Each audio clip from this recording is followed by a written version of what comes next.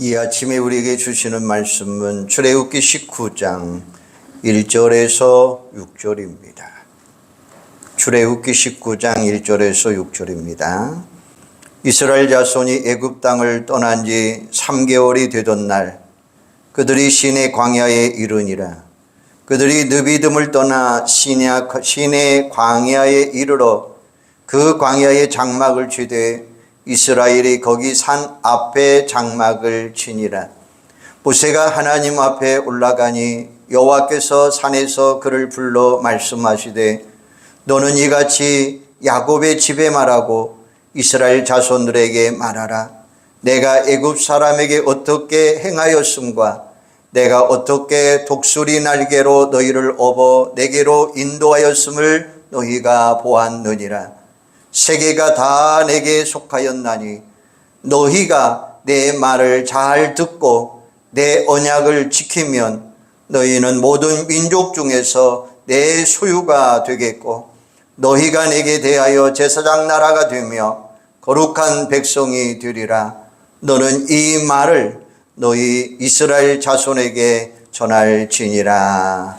아멘. 오늘은 광복절 기념주일입니다. 그리고 며칠 있으면 79주년 광복절입니다. 우리나라가 일제 36년 동안 암흑 속에 살다가 광명을 되찾은 날입니다. 그런데 세월이 흘러가면서 많은 사람들이 역사에 대해 무관심하거나 잃어버린 것 같아서 안타까워요. 오늘 우리가 자유를 만끽하며 살아가는 것은 수많은 순국 소년들의 헌신이 있었기 때문입니다. 일제로부터 독립 얻기 위해 목숨을 바친 분들, 그리고 해방 후에 숱한 시련 가운데서 나라를 지키기 위해 충성한 분들을 잊어서는 안 될 것입니다. 수많은 애국지사 가운데 안중근 의사가 생각납니다. 그는 의병활동을 하던 중 1909년 10월 침략의 원흉 이토 히로부미를 만주 할빈역에서 사살을 합니다. 그리고 니순 감옥에 수감되어 있다가 이듬해 3월 사형 집행으로 순국을 합니다. 그는 사문학교를 설립하는 등 인재 양성에 힘썼던 교육가였고 감옥에서 동양 평안호를 저술하는 사상가이기도 합니다. 그는 이런 유언을 남겼습니다. 내가 죽은 뒤에 나의 뼈를 할빈 공원 곁에 묻어두었다가 우리 국권이 회복되거든 조국으로 반장해다오. 나는 한국에 가서도 또한 마땅히 우리나라의 회복을 위해 힘쓸 것이다. 대한 독립의 소리가 천국에 들려오면 나는 마땅히 춤추며 만세를 부를 것이다. 이런 분들의 헌신 덕택에 오늘 우리가 자유를 누리고 있는 것입니다. 그런데 그보다도 더 중요한 것은 모든 것은 하나님의 은혜인 줄로 믿으시기를 바랍니다. 강복도 그렇지만 그 이전에 우리나라의 선교사들을 보내심으로 인해서 많은 역사의 축복을 준비해 놓으셨습니다. 일제 강점기의 고난도 이기게 해주셨고 해방 후의 숱한 시련도 이기게 하셨습니다. 그리고 우리의 상상을 초월하는 축복을 우리에게 베풀어 주셨습니다. 그 은혜를 우리는 절대 잊어서는 안 된다는 거예요. 특별히 일제 강점기 역사를 잊지 말아야 됩니다. 이스라엘도 나치 독일에 의해 600만 명이 학살되는 고난을 겪기도 했습니다. 그들은 아픈 역사를 잊지 않기 위해 기념관을 세우고 국민교육의 현장으로 활용하기도 합니다. 그게 바로 야드 바셀 기념관인데 그곳에 가보면 전시물이 다 관람하고 출구를 나갈 때 볼 수 있도록 이런 글귀가 쓰여 있습니다. 용서는 하되 잊지 말자. 망각은 또 다른 방향으로 가는 길이다 라는 글귀예요. 그렇습니다. 역사를 망각하는 국가와 국민은 망한다는 것입니다. 그러므로 모든 국민이 항상 역사의 교훈을 마음속에 새기고 국가의 안위를 위해 헌신해야 된다는 거예요. 특별히 역사의 주관자이신 하나님을 경유하는 우리는 예국 신앙으로 무장해야 됩니다. 그리고 다음 세대에 역사를 잘 가르쳐야 됩니다. 그래서 이 시간에는 성경의 이스라엘 역사를 통해서 우리나라와 한국교회의 어제와 오늘 그리고 미래를 조명해 보고자 합니다. 아무쪼록 이 말씀을 통해서 개인 신앙에서 한 걸음 더 나아가 애국 신앙으로 무장하고 개인도 복되고 나라도 복되고 더 나아가 세계 만민을 복되게 하는 여러분들이 되기를 주님의 이름으로 축원합니다. 오늘 본문은 이스라엘 백성들이 출애굽하여 광야를 통과할 때의 기록입니다. 출애굽 후 3개월째 되는 날이었습니다. 그들은 광야에 당도했고 산 기슭에 장막을 칩니다. 모세는 백성을 대표해서 홀로 시내산에 올라갑니다. 하나님은 시내산에 올라간 모세에게 말씀하십니다. 그리고 이스라엘 백성들과 언약을 맺습니다. 하나님은 그들의 하나님이 되시고 그들은 하나님의 백성이 되는 언약입니다. 이것을 가르쳐서 우리는 시내산 언약이다 라고 부르고 있습니다. 오늘 본문에 보면 하나님이 구약 이스라엘을 선택하신 이유가 무엇인가를 알 수 있습니다. 하나님은 먼저 4절 말씀에서 이스라엘을 애굽에서 어떻게 구원해 주셨는지 상기시킵니다. 10가지 재앙을 통해 하나님이 유일하신 참 하나님이심을 증거하시고 바로 왕의 압제에서 구원하셨음을 증거합니다. 그리고 마치 독수리가 새끼를 날개로 받아 보호해 주는 것처럼 그들을 보호하셨다라고 증거합니다. 그와 같이 전지전능하신 하나님이 그들을 선택하셨다는 것입니다. 5절 말씀에 보면 세계가 다 내게 속하였나니 너희가 내 말을 잘 듣고 내 언약을 지키면 너희는 모든 민족 중에서 내 소유가 되겠고 라고 말씀하십니다. 인류의 많은 민족들 중에 이스라엘은 특별히 선택받은 민족입니다. 그리고 소유로 삼으셨습니다. 그러니까 이스라엘을 보물처럼 여기고 축복하시고 보호해 주셨다고 하는 말씀이에요. 그런데 그 축복은 이스라엘의 독점물이 아니라는 거예요. 6절에 보면 너희가 내게 대하여 제사장 나라가 되며 거룩한 백성이 되리라. 너는 이 말을 이스라엘 자손에게 전하리라 라고 이야기합니다. 제사장 나라고 하는 이야기는 무슨 뜻입니까? 제사장은 하나님 앞에 나가 제사, 즉 예배하는 자입니다. 기도하고 찬양하며 은혜 받습니다. 더 놀라운 것입니다. 그런데 중요한 사실이 있습니다. 그것은 단순히 축복으로 끝나지 아니하고 사명이 동반된다고 하는 사실입니다. 마치 동전의 양면과 같은 거예요. 제사장은 한쪽으로 보면 축복이고 다른 한쪽으로 보면 사명감입니다. 그러니까 제사장은 하나님 앞에 나아가 축복을 받기도 하지만 동시에 다른 사람들을 하나님께로 인도하는 사명을 갖고 있다는 것입니다. 다시 말하면 다른 사람에게도 하나님의 구원과 축복을 나누고 전하는 역할을 감당해야 된다고 하는 말씀이죠. 이스라엘이 시내산 언약을 통해 정식적으로 하나님의 백성이 되고 신정국가로 시작되었지만 거슬러 올라가면 아브라함으로부터 비롯된 거예요.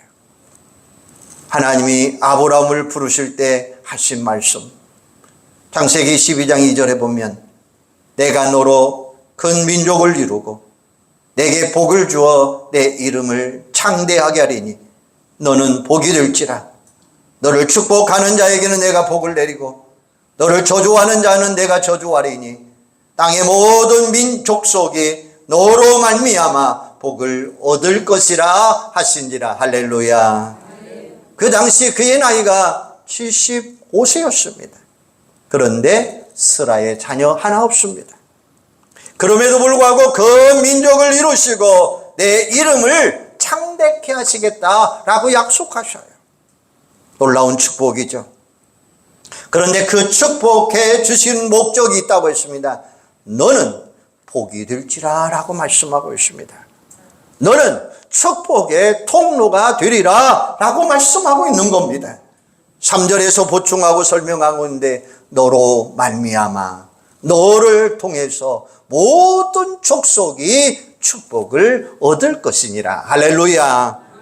바로 아브라함과 그의 후손이 하나님과 그 족속들 사이에서 중보자의 사명을 감당하게 되었다고 하는 사실이에요.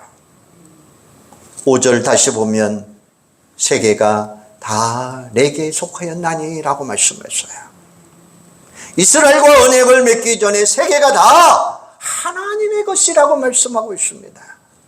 하나님은 우주 만물과 인류의 창조주이시기 때문입니다. 여호와 하나님은 이스라엘 민족의 하나님만이 아닙니다. 만유의 하나님, 즉 우주 만물과 모든 인류의 하나님이라는 말씀입니다. 그러므로 이스라엘은 자기들만 혼자 구원받고 혼자 축복받는 거고 착각해서는 안 됩니다. 하나님은 이스라엘을 통해서 모든 민족을 구원하시고 축복하시는 분이십니다. 단지 그 목적을 달성하기 위해 먼저 이스라엘을 선택하셨다는 것입니다. 그래서 제사장 나라라고 하는 말과 더불어 어떤 말을 강조했습니까? 거룩한 백성이라는 말씀이에요. 거룩이라고 하는 이야기는 구별된다라는 의미입니다. 성별된 백성이란 의미는 성민이다라는 말입니다. 바로 선택받은 백성, 성민이다라고 부르고 있습니다. 많은 족속들 가운데 이스라엘이 특별하게 구별되고 거룩한 사람들이 되어야 한다는 거예요. 그러면 다른 족속들, 즉 이방인들이 보고 그들을 통해 하나님의 존재를 깨닫고 하나님께로 돌아올 것을 기대하셨다는 것입니다. 결국 하나님이 이스라엘에게 바라시는 것이 무엇입니까? 만민 구원의 도구, 만민 축복의 도구로 헌신하는 거예요. 이사야 49장 6절에 보면 내가 또 너를 이방의 빛으로 삼아 나의 구원을 베풀어서 땅끝까지 이르게 하리라 라고 말씀하셔요. 이스라엘을 센터로 놓으시고 그들의 삶을 빛으로 나타나게 하심으로 모든 민족을, 모든 족속을 하나님께로 이끌어 살게 하겠다라는 것입니다. 사도 바울은 하나님의 기대와 소원을 이렇게 말합니다. 로마서 3장 29절에 보면 하나님은 다만 유대인의 하나님이시냐 또한 이방인의 하나님은 아니시냐 진실로 이방인의 하나님도 되시느니라 라고 말씀하셔요. 하나님은 이스라엘 유대뿐만 아니라 이방인 모든 족속도 구원하시는 하나님이 되신다라고 말씀하고 있습니다. 요한복음 3장 16절에 보면 하나님이 세상을 이처럼 사랑하사 독생자를 주셨으니 라고 증거해요. 여기 세상은 모든 사람들을 가리킵니다. 유대인이나 이방인을 가리지 아니하고 누구든지 예수 믿으면 구원받고 영생 얻는다라는 말씀이에요. 그런데 안타깝게도 구약 이스라엘은 실패를 합니다. 그들은 편협한 선민의식에 갇혀 이방인을 무시하고 자기들만 구원받고 축복받는 민족이라고 착각을 했습니다. 게다가 거룩한 백성의 모습은커녕 우상 숭배에서 음란과 부패와 도덕성의 타락으로 하나님의 영광을 가리고 맙니다. 그러다 보니까 나라가 질이 멸절해지면서 남북으로 갈라집니다. 모든 족속을 하나님께로 인도하는 제사장 나라의 사명을 도저히 감당할 수 없었습니다. 이에 진노하신 하나님이 북이스라엘은 아수르 제국에 남유다는 바벨론의 멸망에서 포로로 끌려가는 비운을 겪게 된 것입니다. 구약 이스라엘은 이렇게 해서 철저하게 실패하고 맙니다. 그러나 하나님은 이방 땅에 흩어진 백성들 가운데 남은 자를 통해서 이방인들을 하나님께 인도하는 사명을 감당케 하셨어요. 그 대표적인 인물들이 바로 다니엘과 세 친구들 예스더 모르드게라고 하는 사람들입니다. 때가 되면 하나님이 그의 아들 예수 그리스도를 직접 세상에 보내시고 그를 믿는 자들을 하나님의 백성으로 삼아 주셔서 신약교회를 세우셨다고 하는 말씀입니다. 결국 하나님은 신약교회와 그리스도인들을 제사장 나라와 거룩한 백성으로 부르셨습니다. 그래서 출애굽기 19장 5절 6절 시내산 언약에서 말씀하신 사명을 오늘 우리들에게 그대로 부어주셔요. 베드로전서 2장 9절 그러나 너희는 택하신 족속이요 왕같은 제사장들이요 거룩한 나라요 그의 소유된 백성이니 이는 너희를 어두운 데서 불러내어 그의 기이한 빛에 들어가게 하신 이의 아름다운 덕을 선포하게 하려 하심이라 라고 말씀하십니다. 우리를 어두운 사망과 저주 속에서 구원하신 목적은 바로 제사장의 사명이기 때문이라는 거예요. 이런 사명을 바울은 또 이렇게 설명합니다. 고린도서 5장 20절에 보면 그러므로 우리가 그리스도를 대신하여 사신이 되었다라고 이야기합니다. 그리스도의 대사라고 하는 말은 우리가 구원받고 하나님께 나온 것처럼 다른 사람들 모든 족속까지 하나님의 사명을 감당한다라는 거예요. 정리해서 말씀드린다면 신약시대는 이스라엘 민족 즉 육적 이스라엘의 제사장 나라가 아닙니다. 어떤 사람들은 육적 이스라엘을 특별한 존재로 또 받들었어요. 그들은 예수 십자가에 못 박힌 자들입니다.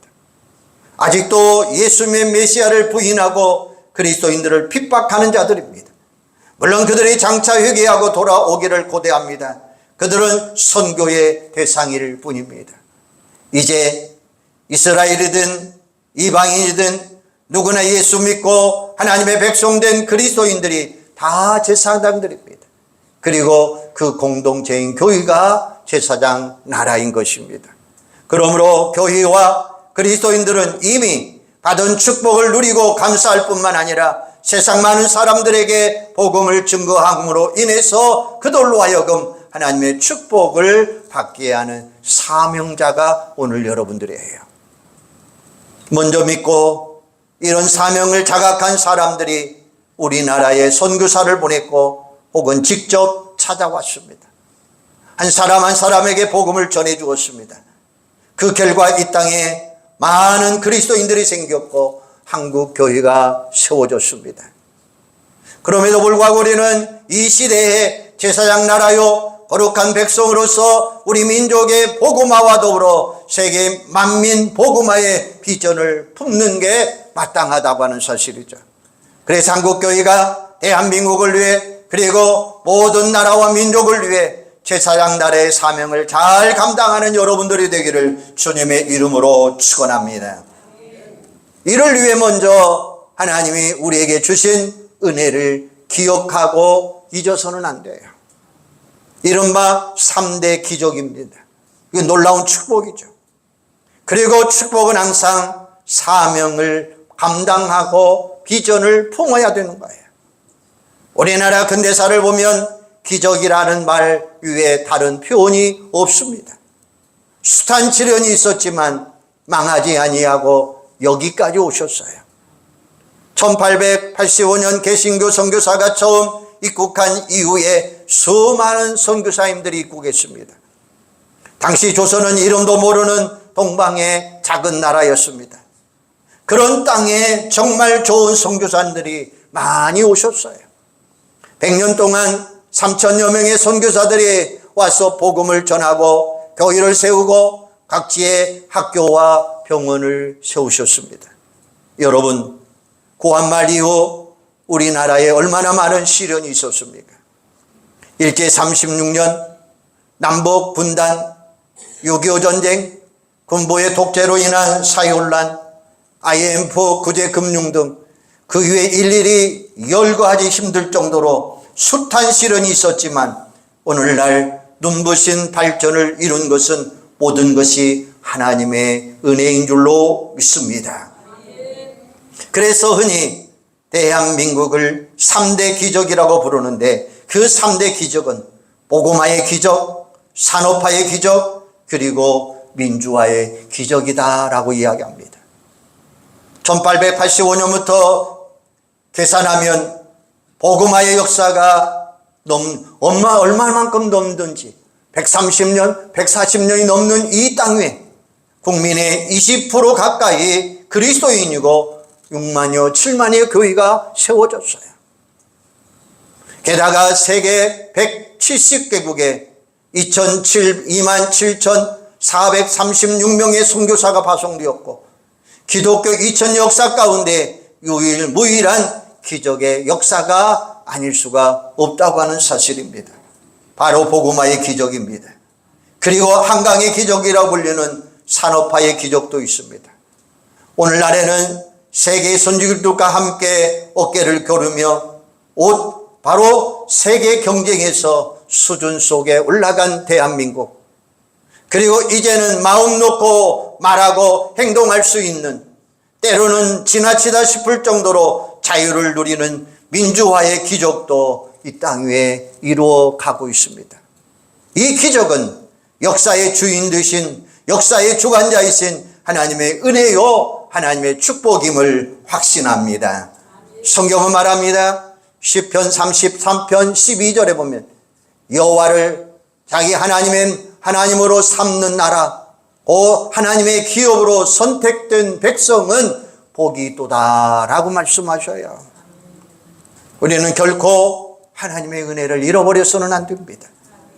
더불어 독립운동을 위해 순국한 분들, 6.25 때 순국한 분들, 민주화와 기타 여러 가지 과정 속에서 희생한 분들의 헌신과 수고를 잊어서는 안 될 것입니다.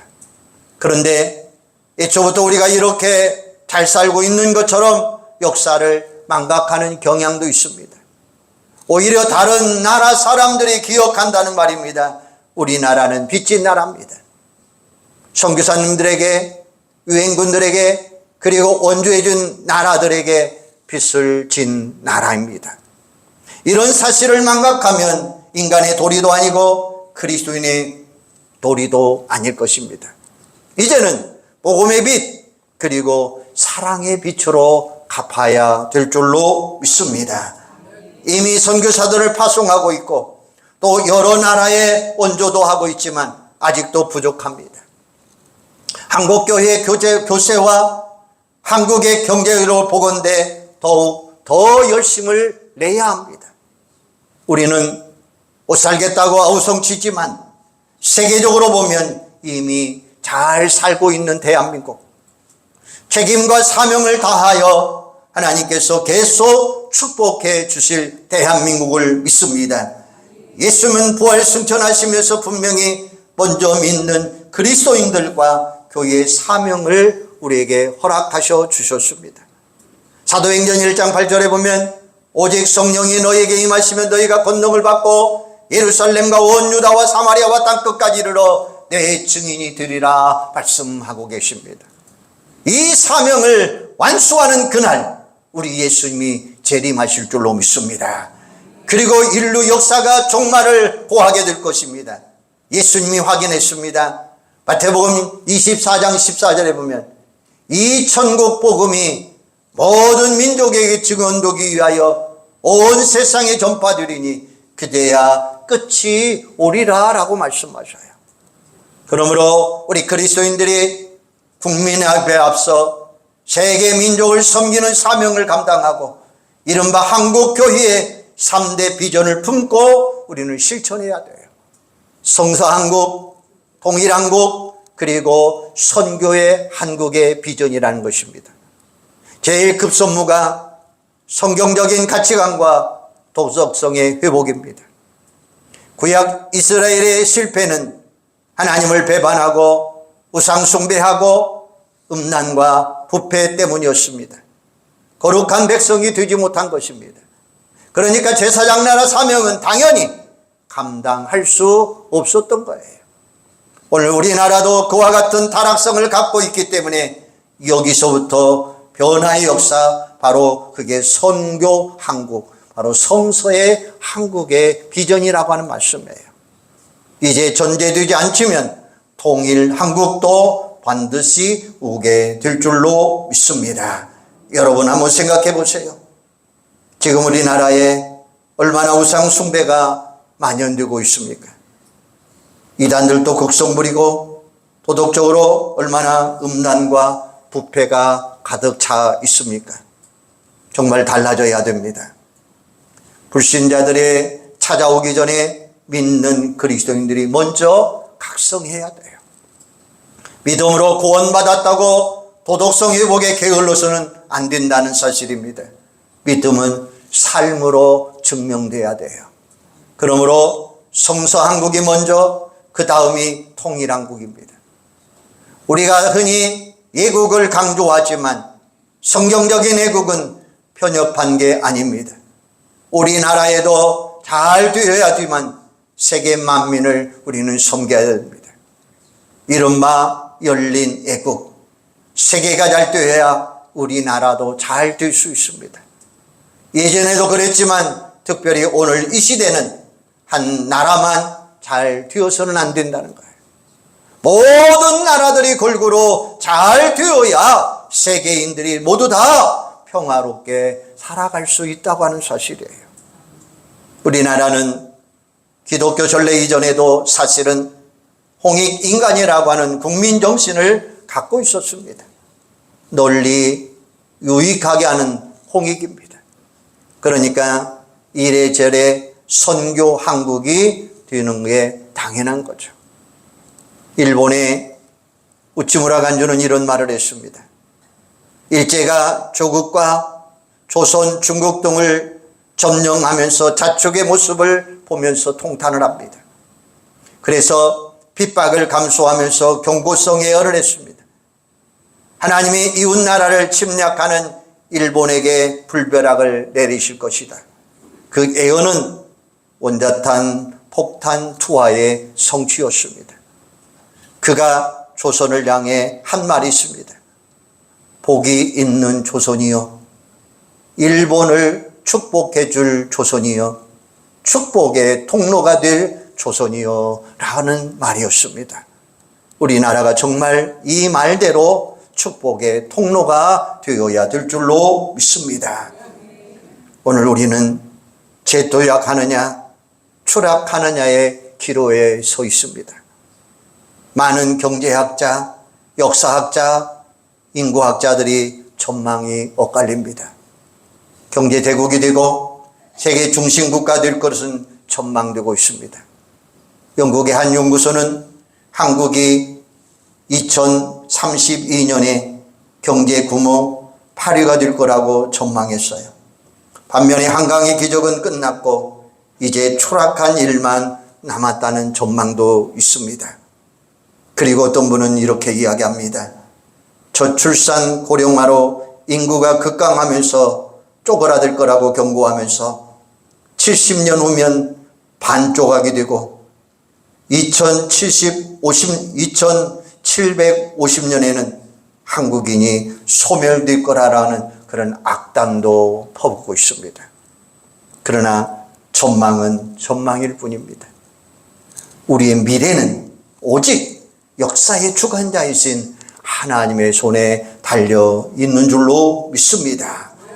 그런데 하나님은 어떤 개인과 어떤 나라를 축복하십니까?